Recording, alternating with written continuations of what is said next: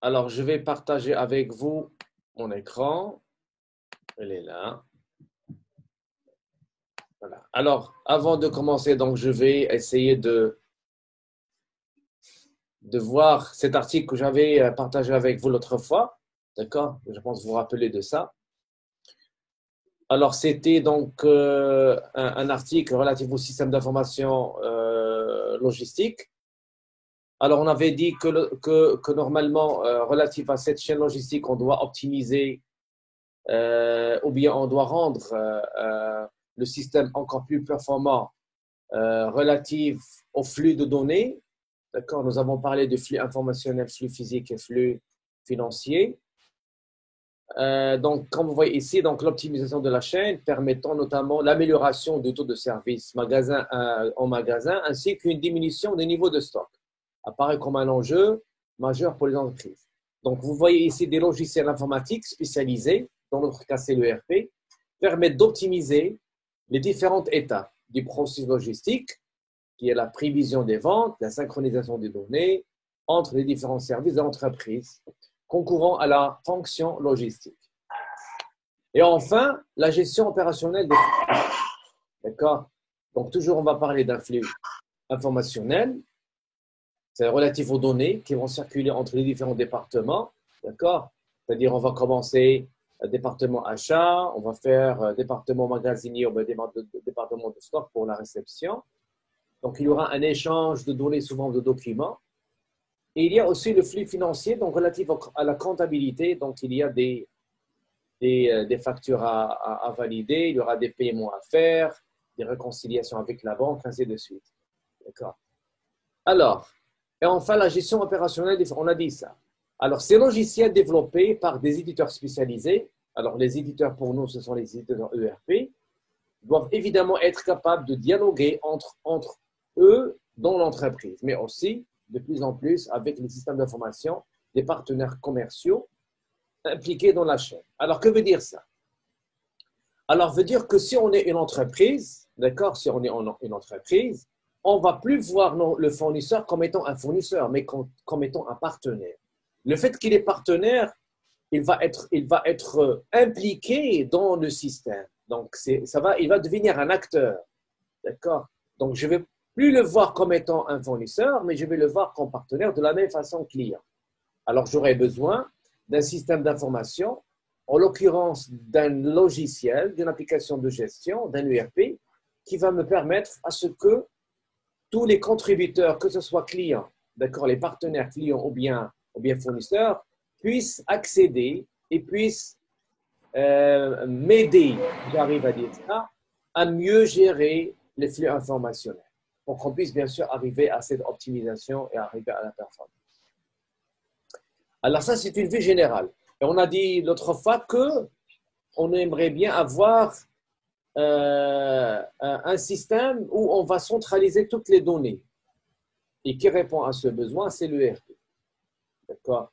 Donc, la première des choses qu'on va voir, c'est l'application de gestion intégrée, c'est l'ERP. On va commencer à définir ou bien à utiliser les processus métiers de gestion qui existent déjà. Et on va essayer de voir ensemble comment ça se passe le flux de données entre les différents départements. Et nous allons voir aussi si jamais on peut mesurer dans des points bien précis des quantités d'informations qui va être utile à possible de dire contrôler ou bien contrôler cette gestion. Est-ce que ça marche ou non? Ça entre peut-être dans le contrôle de gestion. Est-ce que cette gestion elle est adéquate, d'accord, elle est performante ou non? C'est-à-dire on va essayer de faire comme les indicateurs de performance. Et ces indicateurs, ils vont nous aider à mettre à jour notre système. Voilà. Donc la solution adoptée, comme vous connaissez tous, on va utiliser l'application bien Odoo, pardon. D'accord? Donc, on va utiliser l'ERP Odoo. Donc, Odoo se trouve en deux versions, de la communauté et la version entreprise. Alors, nous, on va entamer la partie fonctionnelle en utilisant la version entreprise, mais après, on peut discuter ensemble la manière comment nous allons installer de manière élégante la version de la communauté, indépendamment du système d'exploitation que vous avez dans votre machine. Parce que je sais bien que si jamais vous avez un Mac, vous n'allez pas avoir la possibilité de l'installer, mais je vais vous montrer une méthode qui se base sur la virtualisation et qui va nous permettre, bien sûr, à faire l'installation. Alors, de la même façon, si vous avez Linux ou bien Windows, ça va être la même chose. Voilà. Alors, qu'est-ce que j'ai choisi ici comme application? J'ai choisi vente, achat, inventaire et la comptabilité. Alors, si vous voulez ajouter d'autres applications, il faut cliquer sur cet icône. Alors, la première des choses intéressantes, ou bien la première des choses avec laquelle on va commencer, c'est le tiers, ce qu'on appelle les clients, les articles et les fournisseurs. Alors, s'il s'agit normalement de la première fois que vous allez utiliser l'application de l'entreprise, alors vous n'avez pas encore de données, alors vous pouvez commencer à créer les articles, à créer les fournisseurs, à créer les clients. Si vous êtes déjà, si l'entreprise déjà elle est fonctionnelle, donc on va bien sûr appeler à cette méthode de migration de données. Donc on va migrer de l'ancien système vers le nouveau.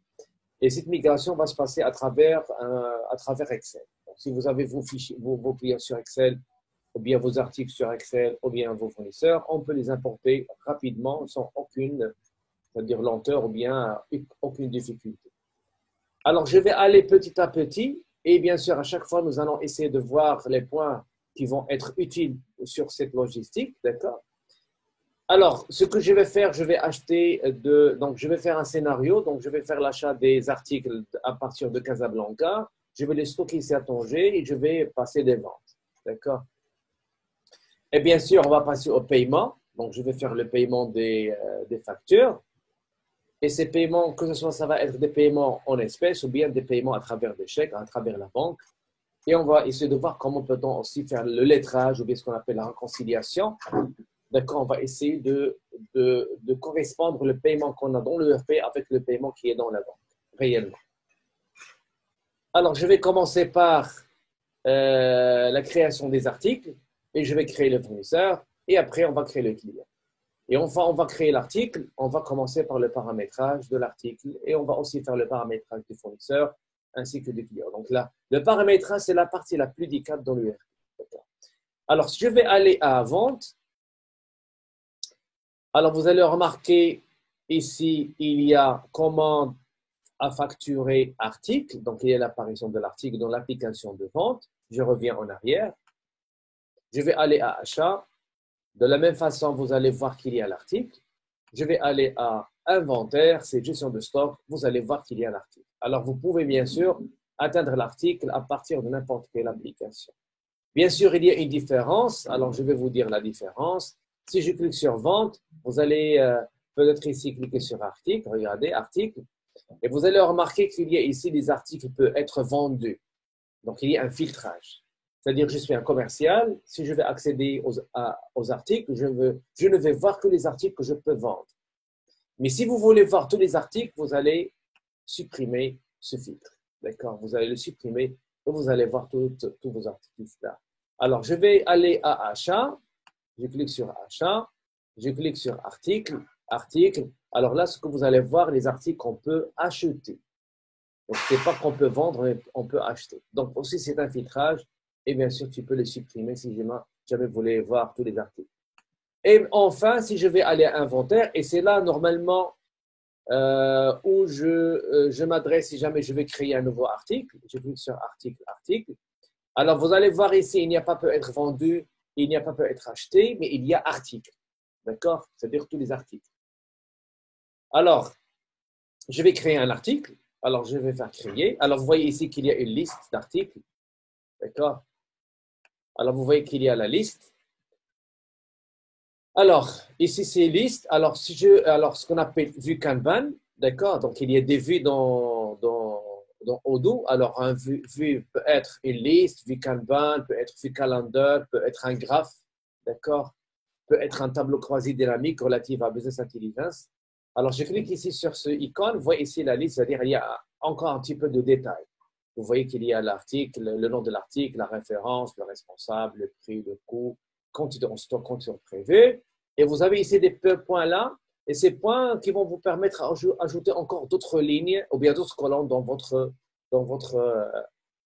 ligne d'article. D'accord? Alors, si je clique sur type d'article, vous allez voir ici l'apparition de type d'article et l'article stockable.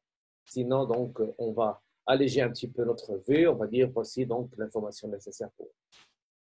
Et vue Kanban, alors vue Kanban, c'est la vue avec des étiquettes. Donc, vous allez avoir ici l'image, la table, le nom et le prix disponible. D'accord. Voilà. Alors, je vais créer un article. Je clique sur créer. Alors, là où l'information me semble intéressante, d'accord, et il a un poids, je vais l'expliquer et on va la remplir. Et là où il n'y a pas d'info, n'est pas obligatoire ou n'est pas informationnel, c'est pas la peine, d'accord. Mais avec l'URP, normalement, on aimerait bien enrichir l'application. Enrichir, c'est-à-dire remplir le maximum possible les formulaires. C'est ça normalement. Pourquoi? Parce qu'après 2 mois, 3, 4 mois, on aura besoin de l'information et vous allez la récupérer. Alors, les champs qui ont cette ligne gras, d'accord, cette ligne foncée-là, veut dire obligatoire. Et les champs qui ne sont pas là en bas gras, veut dire optionnel. Alors, le fait de dire optionnel, c'est pas dire qu'il ne faut pas les remplir. C'est-à-dire les remplir pour sauvegarder. Ils sont obligatoires pour sauvegarder, bien sûr, l'article. Alors, je vais créer, par exemple, stylo, un article stylo, d'accord? Je peux le vendre, je peux l'acheter. Alors, j'avais précisé ça lorsqu'on a fait l'article dans vente et l'article dans achat, c'est ça. Là, alors, si le stylo, on va le vendre, et peut-être on ne va pas l'acheter, je peux choisir ce cas. Mais quand je vais faire ça, ça veut dire que je fais la production. C'est-à-dire que je n'achète pas le stylo, mais je vais le produire. Si je fais comme ça, c'est un stylo que je vais acheter, je ne vais pas le vendre. Peut-être que je vais le consommer. Et si je fais comme ça, alors vous avez les deux cas. Je peux l'acheter et je peux le vendre. Alors, vous avez ici des champs, bien des tables, ici des onglets à passer. Donc, vous avez information générale, vous avez vente, vous avez achat, inventaire, comptabilité. Alors, le type d'article. On va commencer par information générale, le type d'article. D'accord? Alors, dans le type d'article, alors qu'est-ce que j'ai qu'est-ce que j'ai ici? J'ai 3 choix. J'ai article consommable, d'accord? Article service et article stockable. D'accord? Vous avez les 3. Alors, je vais expliquer consommable. Article consommable, c'est l'article qu'on va acheter et qu'on va consommer au sein de l'entreprise. Exemple, les rames de papier, l'encre, possible les stylos. D'accord? Donc, c'est un article consommable, mais on ne va pas vendre ça. Vous avez aussi article service. C'est l'article qui n'est pas tangible, qui n'a pas d'aspect physique. D'accord? Je donne un exemple, l'assurance, transport, d'accord? Ou bien une consultation. Tu m'as réparé la machine ou bien tu m'as installé Odoo, donc c'est un service, donc ce n'est pas un produit tangible.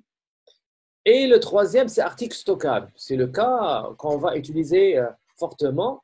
C'est-à-dire que l'article qui possède une forme qui est tangible, qui possède une forme physique, et qu'on va acheter et on va stocker. Alors, peut être un article qu'on va acheter, qu'on va stocker et vendre, et peut être, par exemple, les produits, ou bien les ingrédients, ou bien les produits qui vont entrer dans la production, c'est-à-dire la matière première. D'accord? Donc, dans notre cas, article stockable. Si c'est un service, vous allez choisir service. C'est quelque chose qu'on va consommer au sein de l'entreprise, il faut faire consommer. C'est-à-dire, c'est-à-dire qu'on ne va pas faire Excel ou bien une autre application qui va nous faire ou bien gérer les articles qu'on va consommer au sein de l'entreprise. C'est-à-dire que ce n'est pas l'article du business. D'accord? Avec Odoo, non. On va tout gérer avec la même application. Alors, catégorie All. Alors, que veut dire All ici?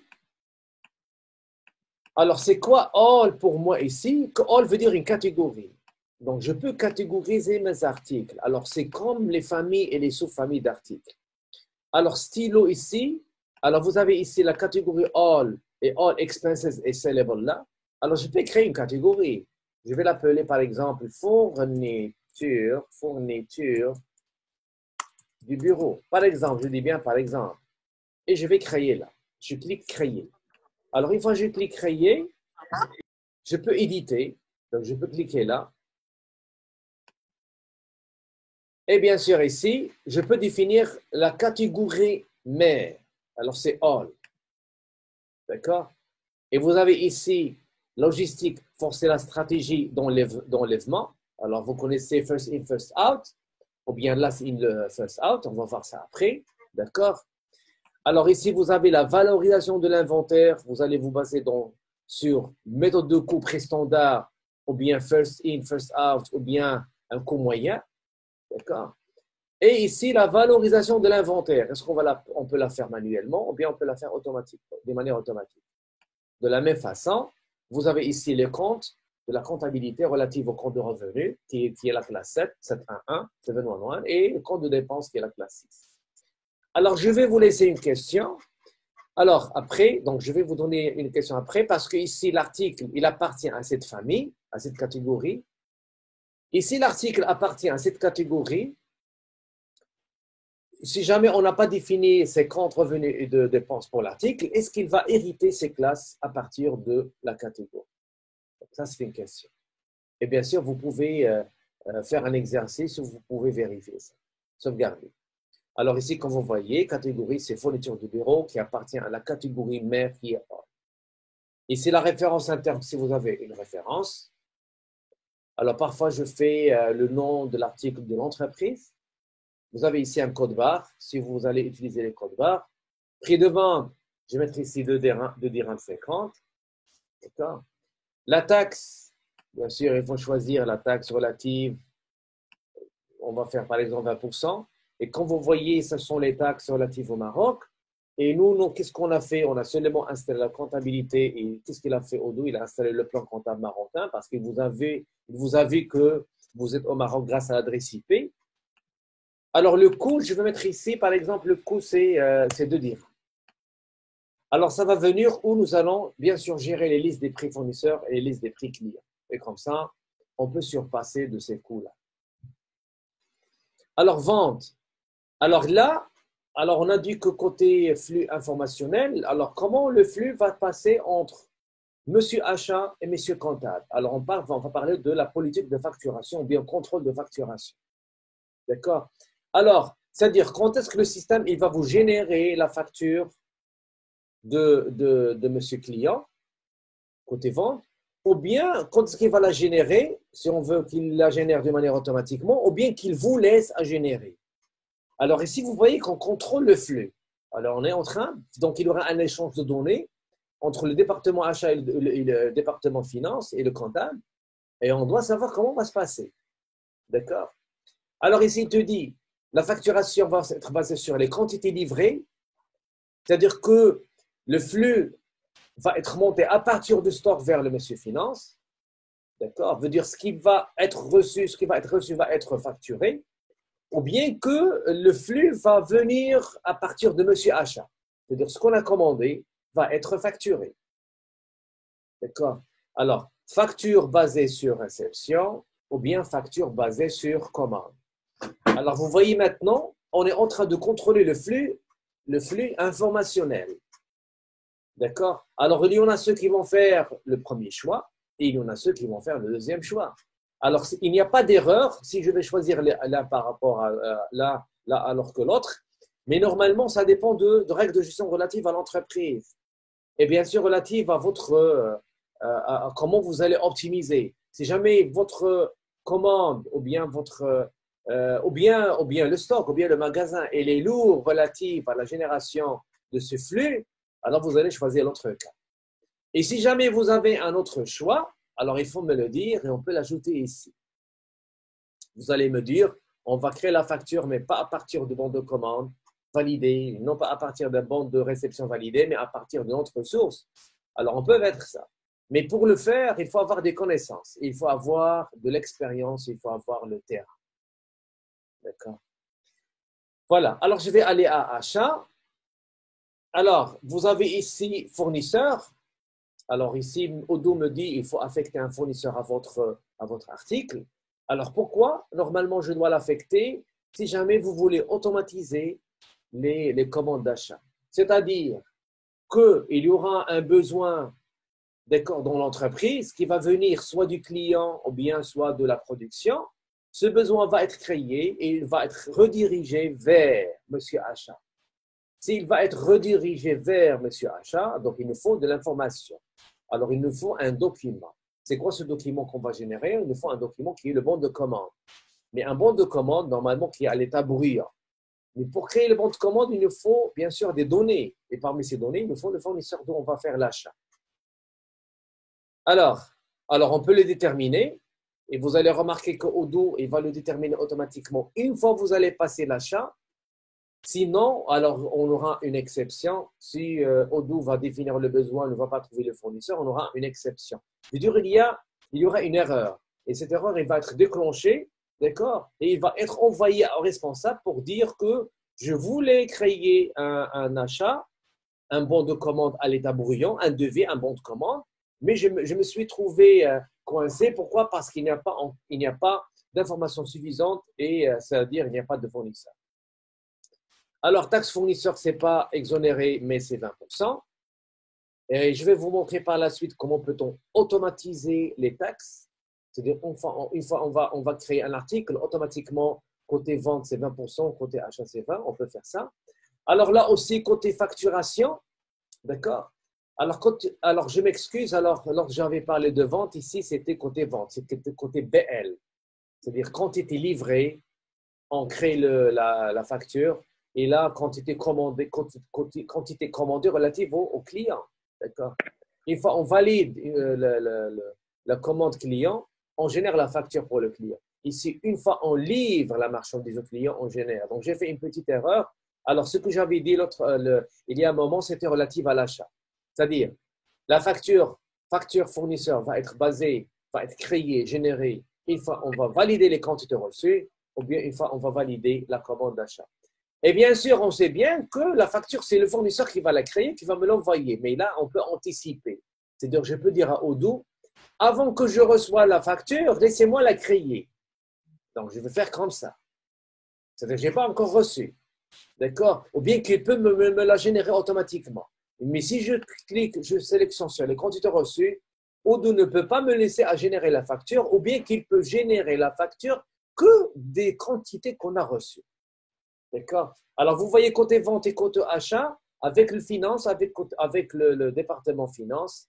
Donc, il y a un flux de données qui va être monté. Maintenant, on est en train de l'adapter, d'accord? De le contrôler.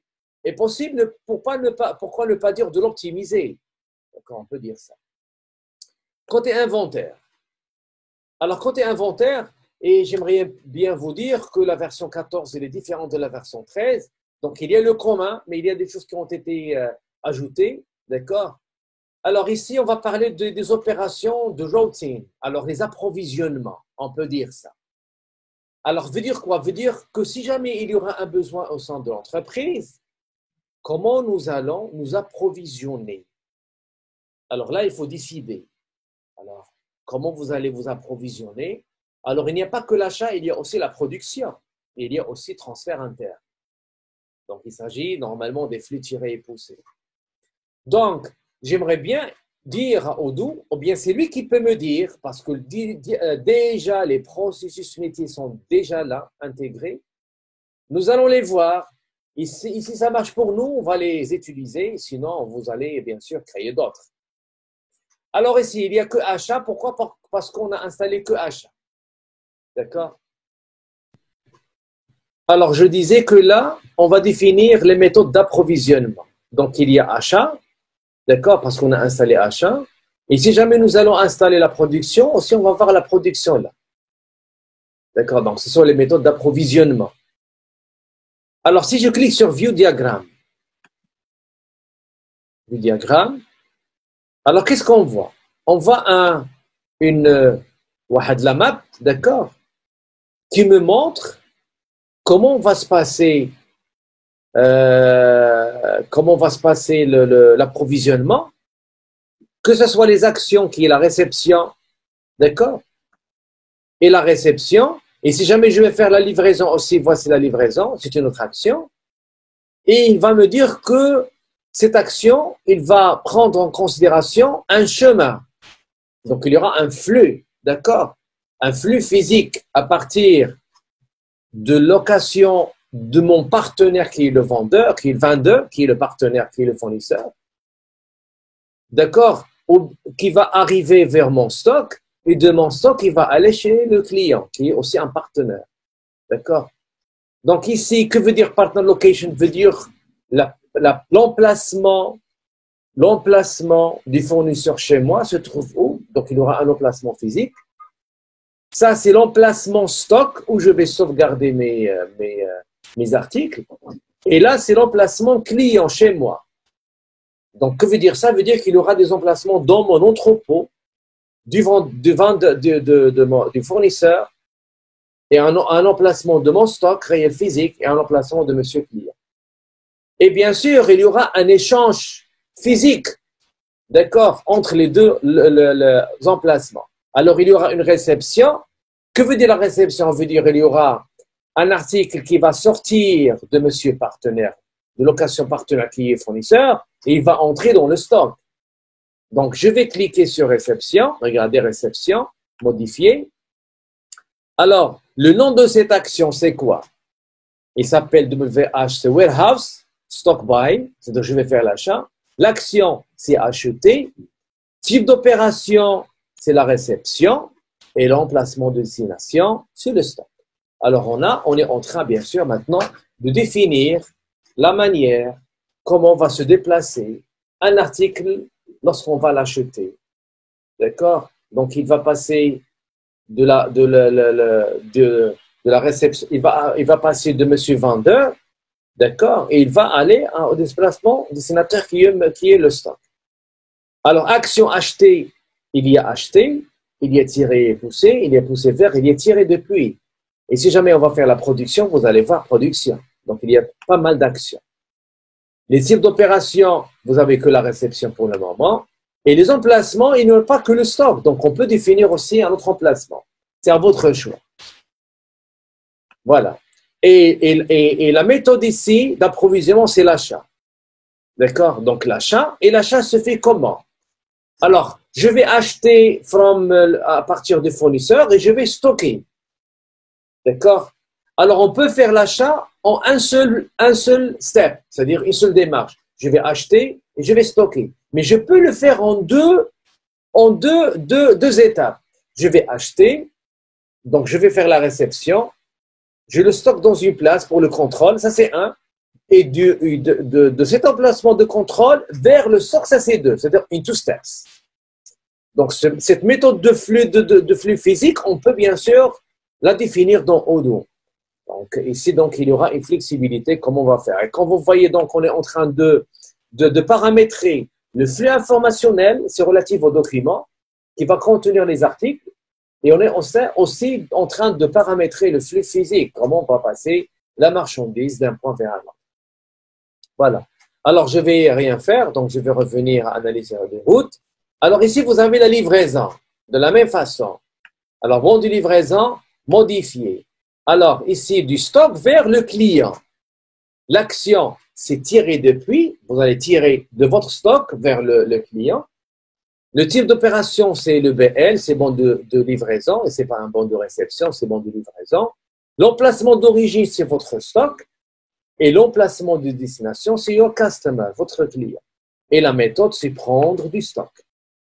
D'accord? C'est prendre du stock. Il y a bien sûr d'autres règles ici. Déclencher une autre règle si jamais, ou bien prendre dans le stock, si pas disponible, déclencher une autre règle. Et là, c'est la méthode de routage là, aussi in one step. C'est-à-dire, tu prends de votre stock, one step you give to your customer. Tu le donnes à votre client. Il n'y a pas un autre point de contrôle. Donc, in two steps, ou la 3 steps, ou la 4 steps. Alors, si vous avez le délai de livraison pour le client, donc on peut le déterminer ici. Ça, c'est optionnel. Et on peut ici déterminer une facture de monsieur client. L'adresse de la facturation. L'adresse du partenaire, pardon. L'adresse du partenaire. Je reviens. Alors, vous avez ici vendors. Ce sont les fournisseurs. Vous avez le stock. Et vous avez ici customers. Ce sont des locations, des emplacements. Je clique. Modifier. Alors, vous avez le nom de l'emplacement et vous avez l'emplacement par an. D'accord? L'emplacement par an. Donc, on peut définir ça. Alors, vous avez ici, type d'emplacement, c'est l'adresse du vendeur. Emplacement, c'est une adresse complémentaire. Et vous pouvez aussi définir est-ce que c'est un emplacement de retour. Donc, si vous allez faire comme ça, vous allez bien sûr définir cette adresse comme adresse de retour. Donc, on va laisser juste comme ça. On revient. Alors, côté stock, l'emplacement stock modifié. Alors, le nom, c'est le stock. L'emplacement, c'est warehouse, c'est WH. Si vous voulez voir les autres emplacements, tu cliques sur recherche avancée. Il y a pas mal. Ici, le type d'emplacement, c'est un emplacement interne, interne à l'entreprise. Est un emplacement de rebut? Non. Si c'est un rebut, on peut le mettre. Si c'est un emplacement de retour, on va le mettre. Alors, vous allez me dire, monsieur, est-ce qu'on peut ajouter ici est un emplacement de autre chose? Donc, je vais vous dire oui. Alors, on peut ajouter si vous avez bien sûr ce besoin. Je reviens là. Vous avez ici partenaire client, modifié, c'est la même chose. Donc, emplacement client est un retour. C'est la même chose que le fournisseur. Voilà. Alors, ça, ce sont les emplacements. Alors, ça, c'est nouveau dans la version 14. Et vous voyez ici une légende, règle de flux poussé, règle de pool, d'accord? Ah, vous avez ici règle de déclencher une autre règle et vous savez ici déclencher une règle s'il n'y a pas de stock et acheter. Alors, ça, c'est une légende. Alors, ça, c'est nouveau dans la version 14. Alors, je reviens à mon stylo. D'accord, je reviens à mon stylo. Je vais faire modifier. Alors, on a vu que veut dire ce diagramme. Si jamais on va faire la production, vous allez avoir un autre diagramme. Si vous allez faire un transfert interne, comme flux tiré, vous allez aussi voir un autre diagramme. Alors, côté logistique, c'est que le responsable. Alors, vous allez choisir l'employé. Il n'y a que moi, c'est moi qui ai cette application. Vous avez le poids ici. Pourquoi? Si jamais vous allez payer, par exemple, le transport, donc il faut faire un calcul. Le volume, c'est relatif aux emplacements. Alors, il faut savoir comment doit être la taille de votre entrepôt. Donc, si jamais vous avez des produits qui sont volumineux, et vous avez des délais de livraison au client, c'est le nombre de jours. Alors, ici, vous pouvez ajouter une description pour les bons de livraison et vous ici des descriptions pour les réceptions. Côté comptabilité. Alors, côté comptabilité, j'avais dit que l'information générale, que l'article qu'on vient de créer, il appartient à la catégorie d'articles fourniture de bureau. Alors, je vais éditer. Et dans cette catégorie, vous avez déjà le compte de revenu 7 et le compte de dépenses 6. Annulé. Si jamais je ne vais pas mettre ici les comptes, ma question, est-ce qu'il va hériter automatiquement ces comptes? C'est-à-dire, si jamais je vais passer un achat d'un fournisseur, je vais automatiquement écrire dans le compte 44, de la même façon côté client. Sinon, il faut mettre ici, il faut spécifier le compte de revenu et il faut spécifier ici le compte de dépenses. Alors, vous avez déjà fait la compta générale. Si vous avez oublié ou vous n'avez jamais fait, alors revenu c'est vente. Il faut seulement écrire vente et automatiquement il y aura ici un filtrage. Et vous avez ici vente de marchandises au Maroc. Donc, c'est la classe 7. Donc, je vais la sélectionner. De la même façon, vous avez oublié, vous allez taper acheter ou bien achat ou bien vous connaissez le compte, c'est 611. Voilà. D'accord? Alors, c'est très facile. Et là, vous avez le compte d'écart de prix. D'accord? Si jamais vous avez fait l'achat entre c'est-à-dire l'achat dans le bon de commande, le prix est différent dans la facture. Donc ici, on peut définir le compte d'écart de prix. Voilà. Alors, il faut spécifier une image. Vous pouvez la télécharger de Internet. Donc, c'est facile, il n'y a pas grand-chose. Alors, vous avez ici un tableau de bord. Combien on a acheté, combien disponible. Alors, ça, ce sont des mesures. D'accord?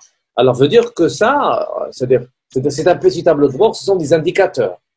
Alors, il y a le prévisionnel, prévision, combien j'ai de produits dans l'entrepôt. C'est pas combien j'ai, combien il va devenir disponible, c'est la quantité réelle.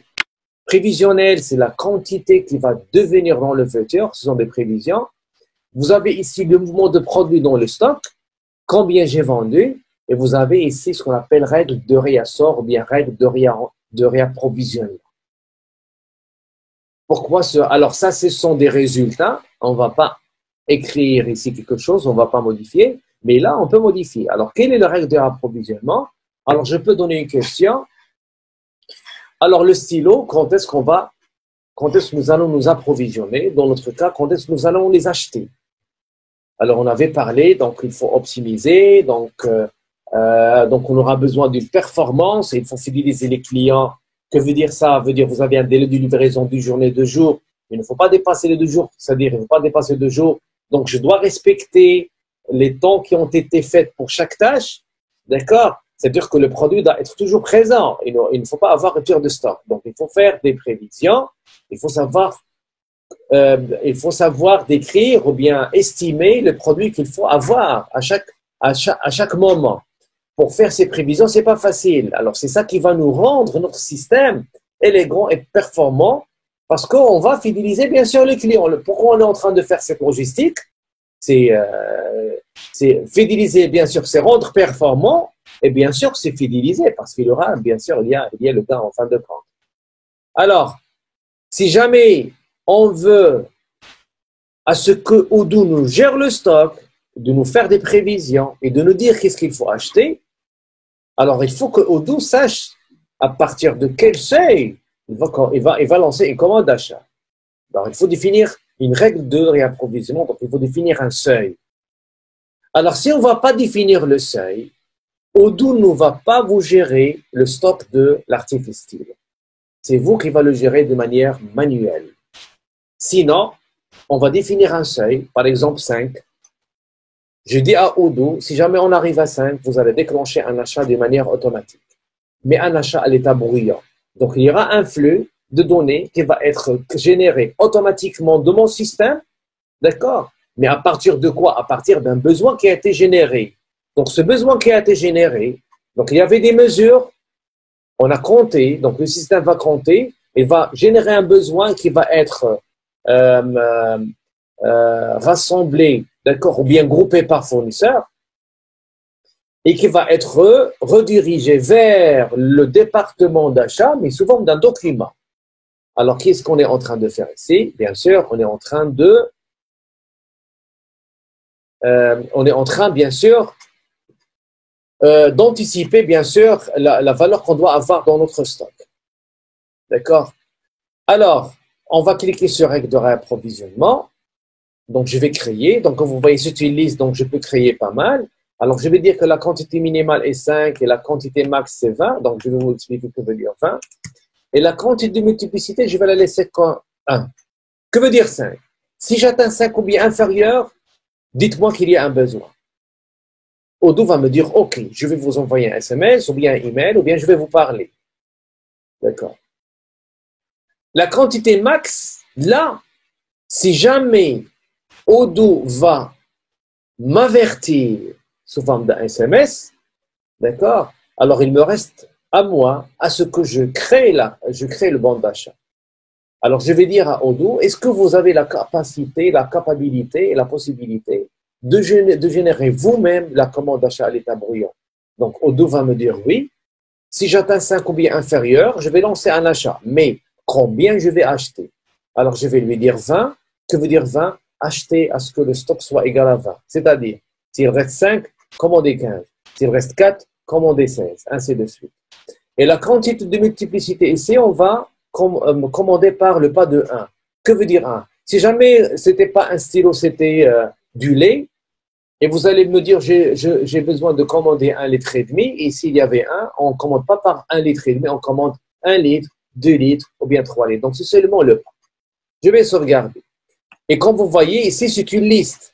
Et on va voir après qu'on peut affecter, parce que si jamais on va avoir un article avec des variantes, d'accord, ici, stylo, vous avez stylo bleu, stylo vert, donc le même article mais des variantes, on aura bien sûr besoin de créer 2 règles de réapprovisionnement. Chaque règle pour une variante. Alors, je reviens au stylo. Alors, qu'est-ce que vous voyez ici? Vous voyez le minimum, c'est 5 et le maximum, c'est 20. Donc, qu'est-ce qu'on a fait? On a dit à Odoo de nous générer automatiquement la commande d'achat si jamais il y a un besoin. Voilà. Alors ici, vous avez mettre la quantité à jour. Alors, je vous conseille de ne pas faire ça. Pourquoi? Parce que la quantité va être à jour à partir d'un achat qui va être validé ou bien d'une vente qui va être validée. Donc, quand est-ce qu'on va mettre la quantité à jour? Si jamais on va faire un inventaire, veut dire que vous allez essayer de mettre à jour le nombre d'articles dans votre système ou bien dans votre papier à partir du stock réel. C'est-à-dire, on va compter combien on a et on va revenir à nos papiers, si jamais on travaille avec le papier ou bien à notre application et nous allons bien sûr remédier la quantité. Et réapprovisionner, c'est, on doit chercher combien, bien sûr, on a besoin de l'article et c'est un approvisionnement qui va être manuel. Je reviens à l'article. Alors, vous voyez qu'il y a ici stylo. Et c'est la table que j'avais créée, ça fait longtemps. Voilà. Alors, une fois que j'ai fait ça, j'ai créé l'article. Alors, vous voyez qu'il y a là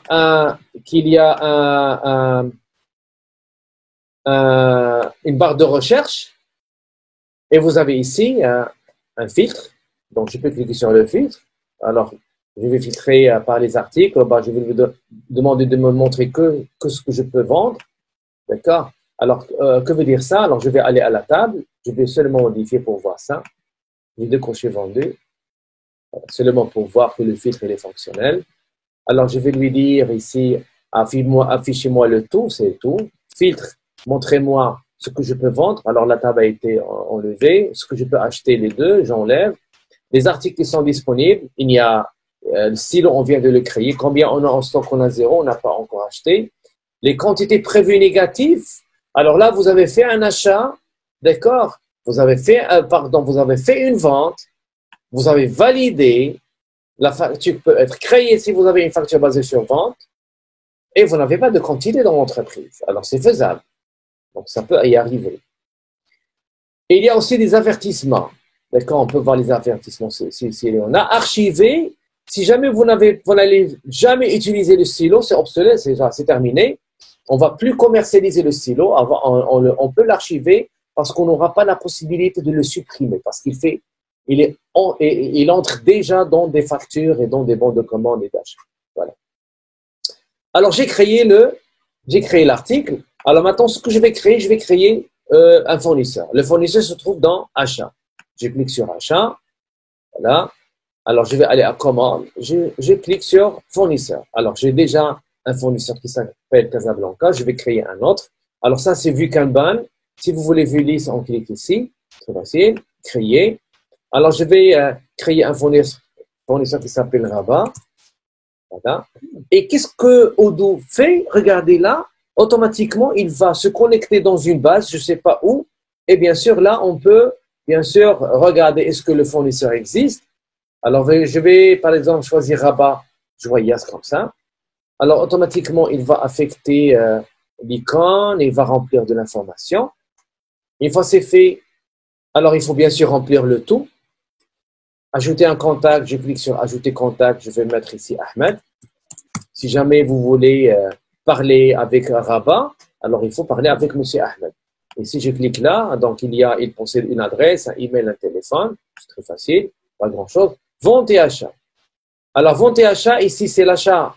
C'est-à-dire que je suis en train de voir le fournisseur comme étant un vendeur, d'accord, et un client. Donc, c'est des vendeurs, c'est vendeur en anglais. C'est-à-dire, c'est un fournisseur et comme un client. Alors, c'est pas comme d'autres ERP, vous allez créer le client et vous allez créer le fournisseur et c'est le même contact, c'est la même personne. Odoo, non. Odoo te dit que je peux considérer Rabat comme étant un fournisseur et je peux le considérer comme étant un client.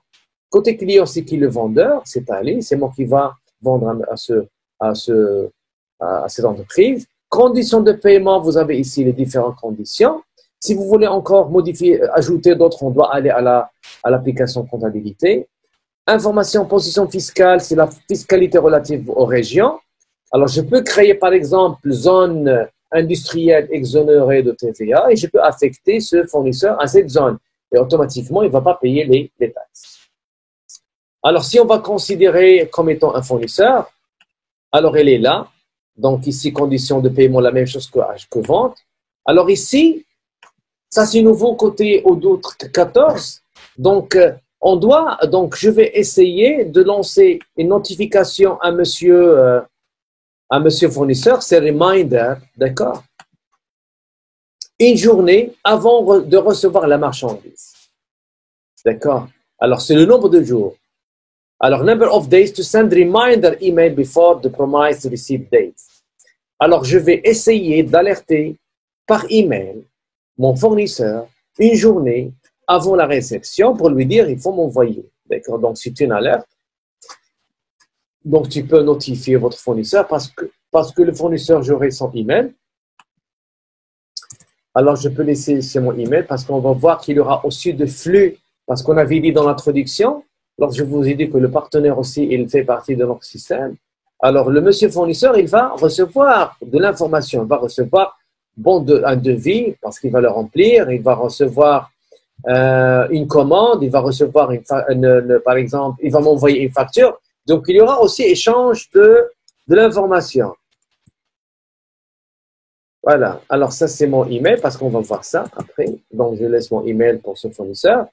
Vous avez une référence divers ici et vous avez le secteur de monsieur fournisseur. Donc, vous pouvez choisir une. Sinon, vous pouvez faire ici recherche avancée pour voir s'il y en a d'autres possibilités. Voilà. Côté comptabilité, les écritures comptables, vous voyez 3421, c'est assez correct, c'est le compte client. Et le compte fournisseur, c'est 4411. Ils sont affectés automatiquement.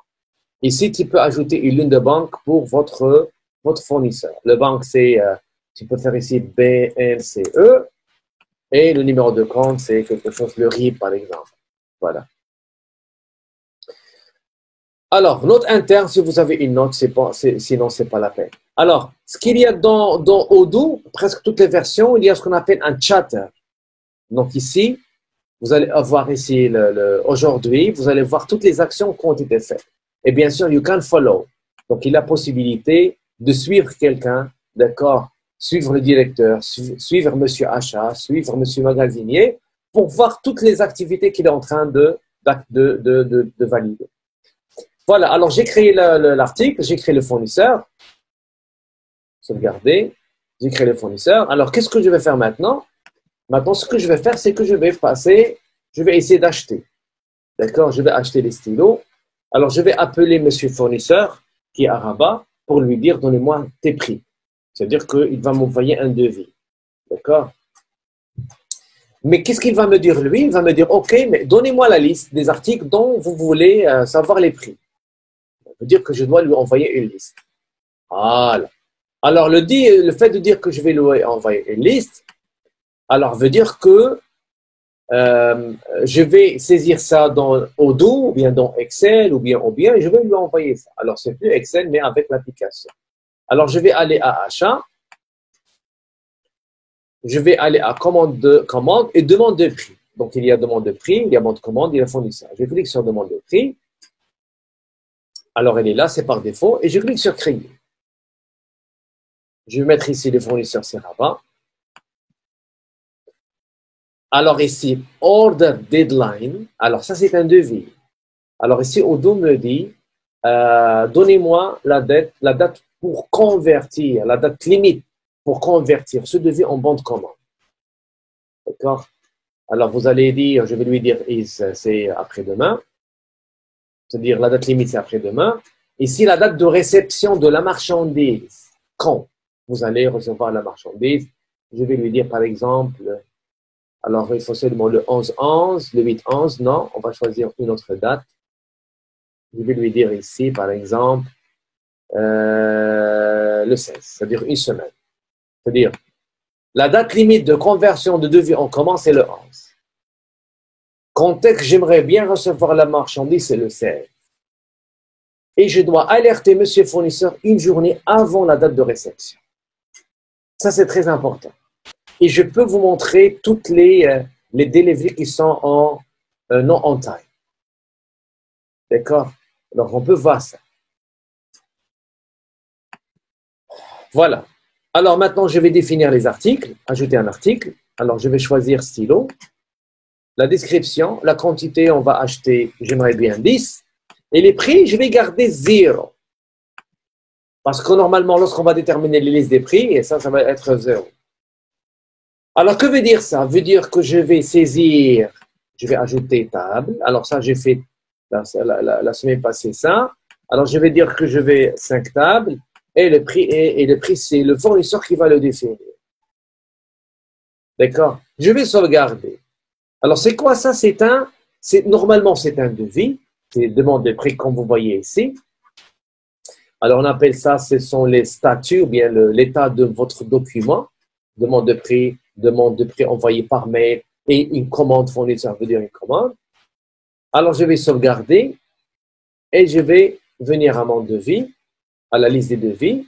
Alors ici, ça va faire référence, c'est le Purchase Order 003, le fournisseur c'est Rabat, le responsable c'est moi, et le deadline pour qu'on convertisse ce devis en bon de commande in 2 days.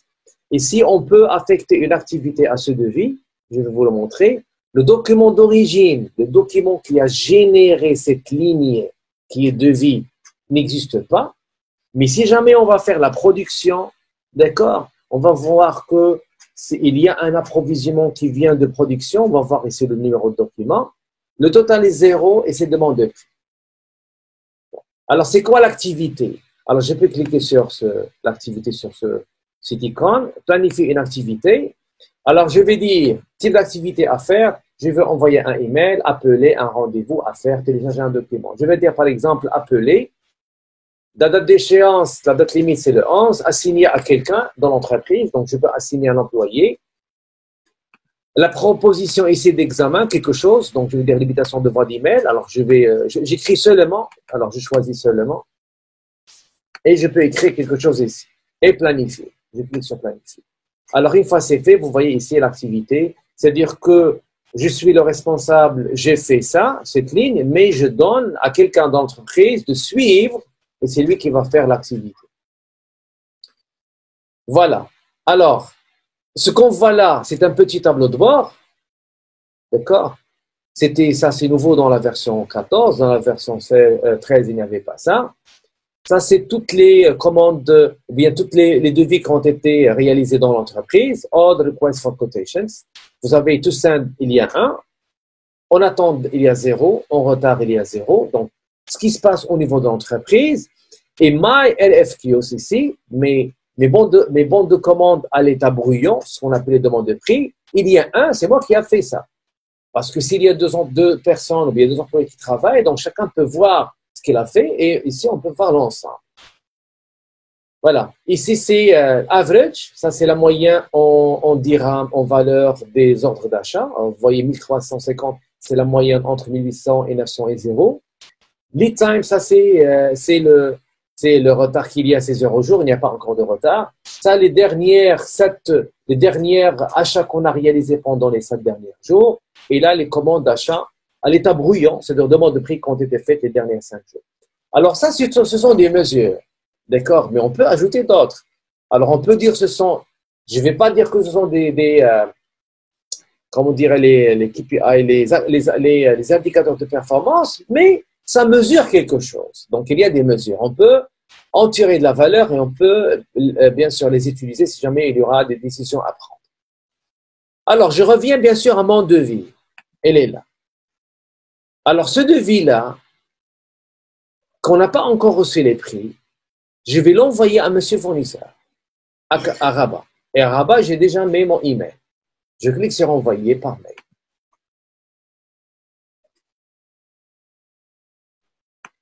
Voilà, je clique. Voilà. Alors, destinataire, c'est Rabat. Je peux ajouter d'autres. Sujet, commande, référence. Vous trouvez en pièce jointe une demande de devis. D'accord. Et vous voyez ici le devis, là, et les PDF, il est attaché à votre email. Et vous avez ici les modèles.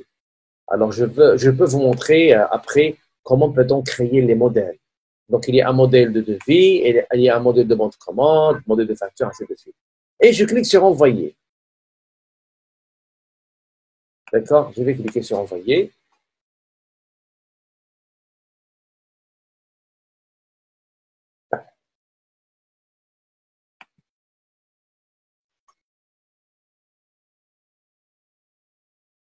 Qu'est-ce qui se passe?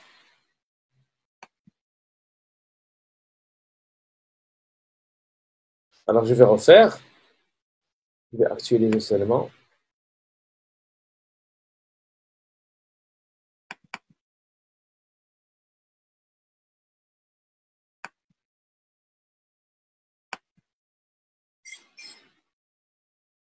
Alors, demande de prix. Alors, je clique. Alors, normalement, il a été envoyé. Donc, il y avait des retards donc, dans le rafraîchissement de l'écran.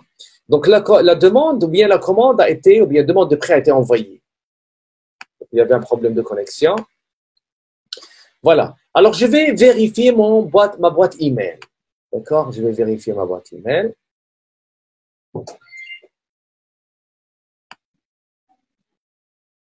Voilà, donc je vais écrire Gmail.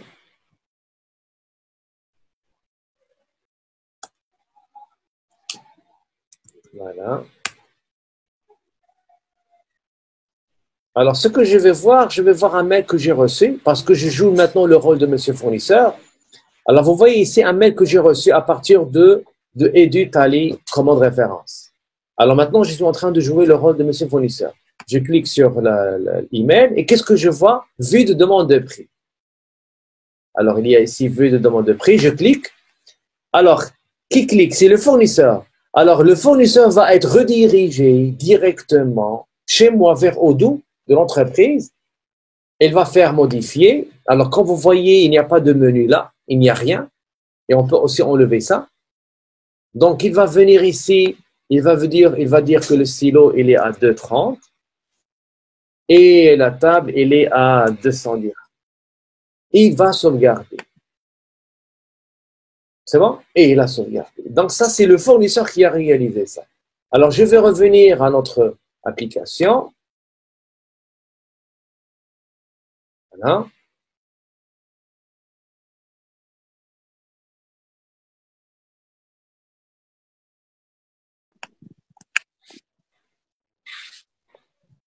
Alors, je reviens à l'application.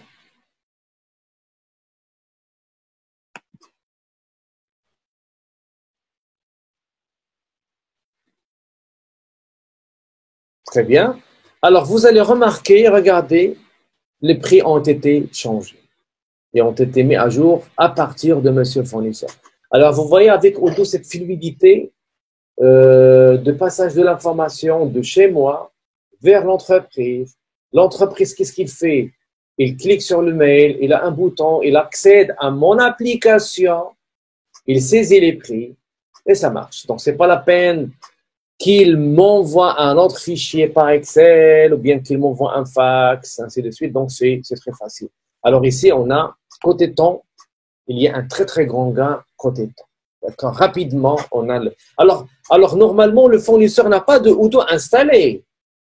Il a accès, donc, qu'est-ce qu'il a fait? À travers ce bouton, il a accédé à mon application. Et c'est à partir de là qu'il a fait la modification. Alors, une fois c'est fait, donc, c'est-à-dire que je suis satisfait, je vais confirmer la commande. Je peux confirmer la commande et je peux lui renvoyer par mail. Donc, on peut échanger de l'information. Alors, je clique sur confirmer. Que veut dire confirmer? Je dis à l'entreprise que j'ai lancé un achat. Parce que, monsieur, je suis département achat. Je suis département achat.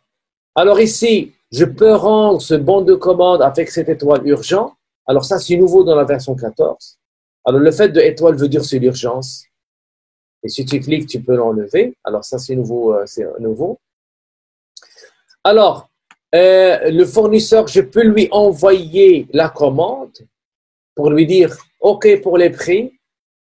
Donc, normalement, je fais deux choses. J'envoie un monsieur fournisseur pour lui dire OK pour les prix, envoyez-moi la marchandise parce que je vais envoyer la commande. Et je valide au sein de l'entreprise pour dire à l'entreprise normalement que j'ai passé un achat.